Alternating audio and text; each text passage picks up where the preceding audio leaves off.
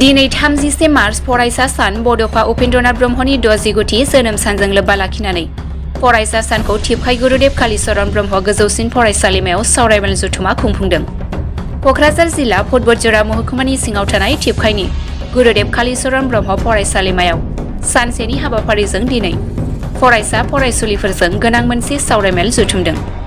हाबाफारि बादियै फुंबिलिनि 9:30 रिंगा समाव बड'फानि मुसुखायाव बिबार बावजेनो टिपकाइ गोजौसिन फरायसालिमानि गोरायुं धनराजन लाल बिथाङा। 10 रिंगायाव बिफां फुलि गायो टिपकाइ गुरुदेव कालिचरण ब्रह्म गोजौसिन फरायसालिमानि फिल'सफि आयदानि बिबुंगोरा आशुजित गयारी बिथाङा। 11 रिंगायाव फरायसा साननि गेवलां मेल जथुमाखौ टिपकाइ गोजौसिन फरायसालिमानि गोरायुं धनराजन लाल बिथांनि दैदेननाय बेखेवथि लाखिनायजों गेवलां मेलाव गाहाय आलासि महरै बाहागो लायो क'क्राझार जिल्ला एबसुनि लेङाइ नेहाथारि बिनय कुमार मुसाहारिजों लोगोसे क'क्राझार जिल्ला सोलोंथाइ आयदानि लेङाइ नेहाथारि निजोम गयारी लोगोसे टिपकाइ दख'रा बर' थुनलाइ आफादनि आफादगिरि आनन्दलन ब्रह्म आरो समाज सिबियारि अमर चन्द्र ब्रह्मजों लोगोसे गुरुदेव कालिचरण ब्रह्मनि सामलाय आफादनि आफादगिरि बिबिसन ब्रह्मजों लोगोसेयै गासै बिबुंगोरा आरो फरायसुला फरायसुलिफोराबो बाहागो लानानै मेलखौ जाफुंसार जानायखौ नुनो मोननाय जादों। जोबोद गोजोननाय मोनदों। दिनै आसाम नाङै बड'फा उपेन्द्रनाथ ब्रह्मनि 60थि जोनोम सानखौ आसामनि मोनफ्रोमबो खना खनला थानाय जेनाखि सोलोंथाइ फसंथानफोराव फरायसा सान हिसाबै फालिदों। दा बे लेखायैनो गुरुदेव कालिचरण ब्रह्म टिपकाइ डिग्री कलेजाबो दिनै सानसेनि बायदि बायदि हाबाफारिजों लोब्बा लानानै ओंथि गोनाङै बे हाबाफारिखौ खुंफुंदों आरो बेवहाय गाहाय आलासि महरै हांख्रायनाय लेखायै आंबो बाहागो लाफैनानै जोबोद गोजोननाय मोनदों। दिनै फरायसा सानजों लोब्बा लानानै जोंनि बे जारिमिनारि मोनसे गुरुदेव कालिचरण ब्रह्म डिग्री कलेजनि फरायसाफोरजों सावरायनो मोननाया बियो जोबोद गोजोनथाव।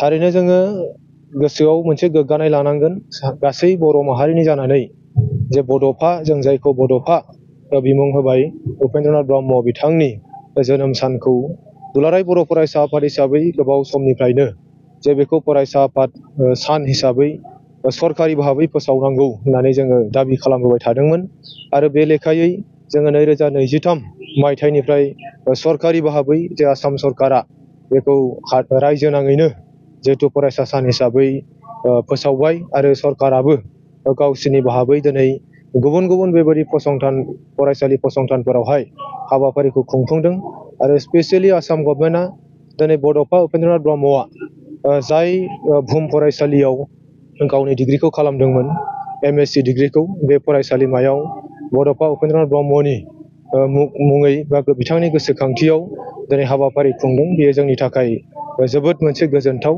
आरो बेबादिनो जोङो बर' हारिखौ गोजौ फारसे लांनांगौबा जे बड'फायानो बुंलांदोंमोन जे बुहुमाव मोनसे गेरेमसा हारि हिसाबै हारिखौ गायसननांगौ आरो बेबादिनो बुहुमनि गेजेराव मिथिजानाय मोनसे हारि हिसाबै गोथां हारि हिसाबै थांनानै थानांगौ आरो दिनै बर' हारिया थांनानै थानायजों लोगोसे गुबुन माखासे जोंनि ओनसोलाव थानाय फिसा फिसा बेबायदि माखासे हारि माहारिफोरखौबो जोङो मोनसे बेबायदि सुबिदा होनानै थांनानै थानो हानायनि मोन्थायखौ जोङो होनांगौ।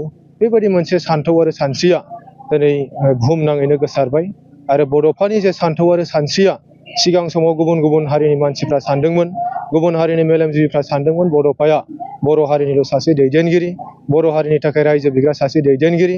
नाथाय दिनै फैयै फैयै मोनसे लेभेलाव फैबाय जे बड'फाया जे बर' हारिनि थाखायल' दैदेनगिरि नङामोन आरो बड'फानि जेनाखि बड'लेण्ड जेनाखि डिमान्ड खालामनाय बियो खालिबोल' बर' जाथिनि थाखायल' नङामोन, बर'जों लोगोसे गुबुन जायफोरनाखि फिसा फिसा हारिफोर जायफोरनाखि संबिधानिक मोनथायनिफ्राय गोजानाव थानांनाय बेबायदि हारि माहारिफोरखौ गोजौ फारसे लांनो थाखाय जों बर' हारिजों लोगोसे समान समानै लांफानो थाखाय बिथाङा जे मोनसे सान्थौ आरो मोनसे सानस्रिखौ सिगाङाव दोननानै खामानि मावबाय थादोंमोन बियो दिनै गायसनजाबाय बा बियो मोनसे स्वीकृति मोनबाय होननानै जोङो बुंनो हायो।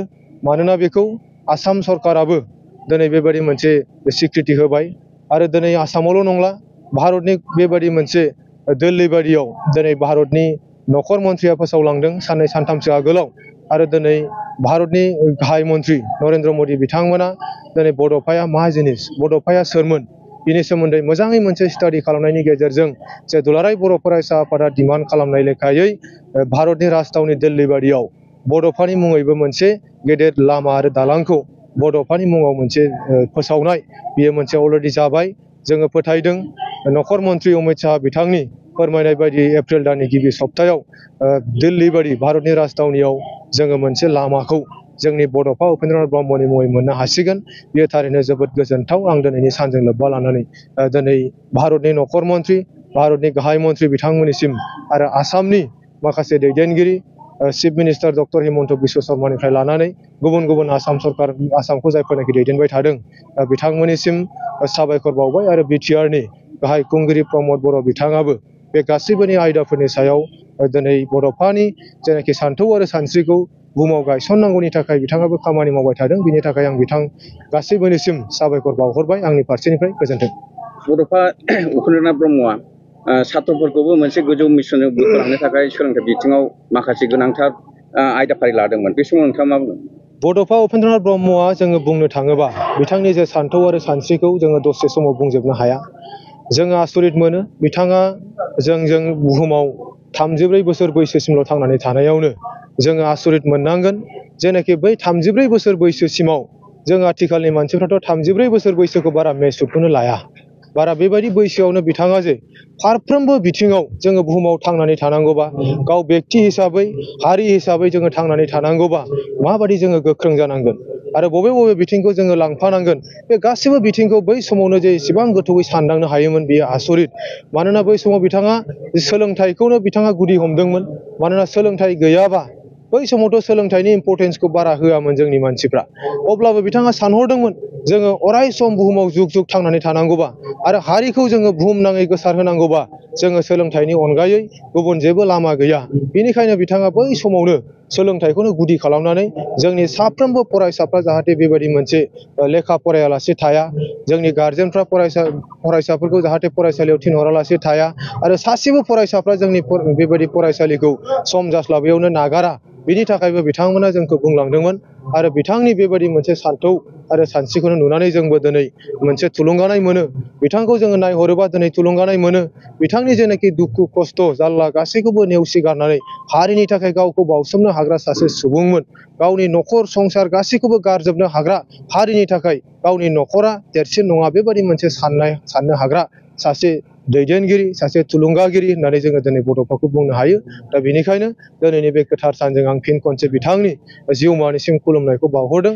आरो फैबाय थानाय समाव जों बर' जाथिखौ जाहाथे बिथाङा सोरगोआव थानानैब्लाबो, जेरावखि थाया थानानैब्लाबो बिथांनि जाहाथे आत्माया जोंखौ अराय थुलुंगा हरो, अराय जोंनो बेबायदि मोनसे खामानि मावनो हानायनि खाबुखौ हरो, बिनि थाखाय आं बिथांनि जिउमानिसिम फिन खनसे खुलुमनायखौ बावहरो।